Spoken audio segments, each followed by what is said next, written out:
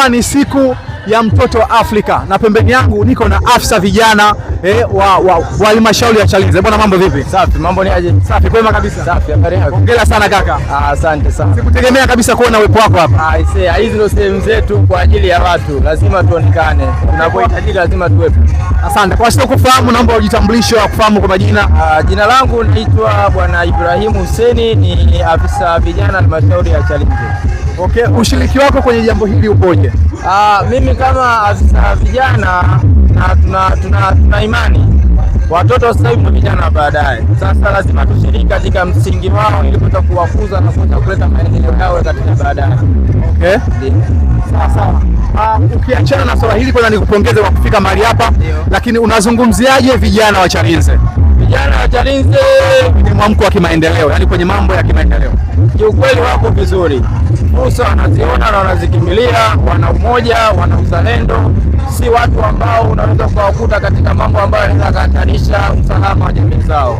Sisi kama halmashauri tumeweza kuweka mifumo rahisi ya uwezeshi ya kuwawezesha wa vijana kufikia fursa mbalimbali.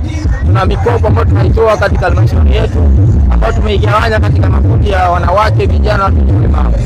Na tunafanya jitihada nyingi za kuweza kuwawezesha, kuwapa elimu waweze kuziendea hizo fursa, wajiingize katika fursa zote za uchumi ambazo zipo katika halmashauri yetu. Na kwa pamoja tuna uwezo wa kuwasaidia vijana kufika katika malengo yao. Ukiachana na masuala ya mikopo, ni fursa gani nyingine mimi kama kijana naweza nikajipatia nikishafika pale halmashauri? Halmashauri kuna fursa nyingi kwa sababu ukifika halmashauri cha kwanza, sawa, tuna vitengo na idara mbalimbali ambazo zinashughulika na jamii. Sawa. Tukianza na idara ya maendeleo ya jamii, kufika kwenye idara ya maendeleo ya jamii utakuta fursa ya mikopo. Sawa.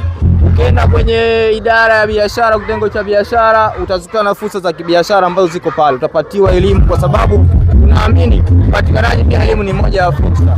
Wewe ukaiendea kuweza kujiwekeza sehemu bila kupata elimu. Sawa. Kwa nawakaribisha katika jengo letu pale halmashauri ni yao. Wafike, sawa, tuweze kuwapa miongozo mizuri ya kuweza kuzifikia fursa. Bwana, asante sana kwa muda wako. Una lolote la kuzungumza na vijana wa Chalinze? Vijana tunawasihi, sawa, na kuwahimiza waweze kujiwekeza katika kutekeleza yale yote ambayo nchi yetu inahimiza. Sawa, waweze kujiwekeza katika ujasiriamali, walinde nchi yao, sawa, na tamaduni zao. Kwa pamoja tunaweza kuifikisha nchi yetu katika malengo mazuri. Asante sana kwa muda wako bwana. Hii ni Omikris TV na kama ulivyomsikia afisa vijana kutoka halmashauri ya Chalinze akiwa anaelezea jinsi ya kulinda amani, upendo, lakini pia na fursa mbalimbali kama hizo za mikopo ambazo zinapatikana katika halmashauri yetu, na fursa mbalimbali. Unakaribishwa sana katika halmashauri ya Chalinze kwa kujipatia majambo mazuri kama hayo.